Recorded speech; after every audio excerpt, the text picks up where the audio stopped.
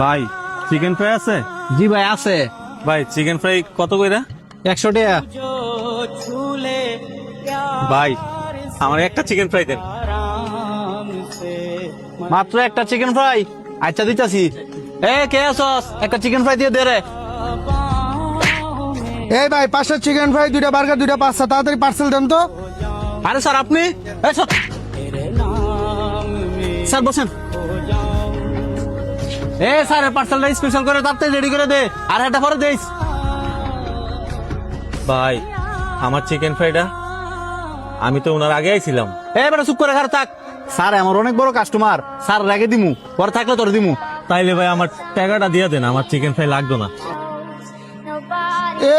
ফোনের কত দেমাক, আবার টাকা বেরোচ্ছে। আমার লাখ সাবাইছে না, দত্তর টিয়া জানতে পারো।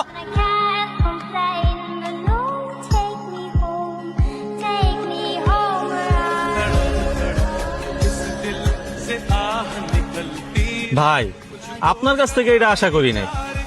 ধনী গরিব দেখে আপনি কাস্টমার বিবেচনা করেন, এটা তো ঠিক না। আমি আগে আসছিলাম, আপনি আমার আগে দিলেই পারতেন। আর আমি তো টাকা দিয়ে কিনাই নিতে চাইছিলাম, আমি তো ভিক্ষা চাই নাই। আপনি এমন ব্যবহার করলেন, মনে হয় আমি ভিক্ষা করতে আইছি। আর একটা কথা ভাই, আজকের ধনী কালকের ফকির, ওপর আল্লাহর লীলা খেলা বুঝা বড় দায়।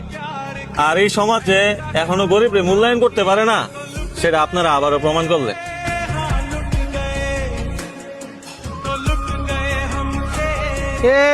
আমার দিনকাল খুব খারাপ যাইতেছে রে, আজকাল হইনির উপদে শুনুন লাগতেছে।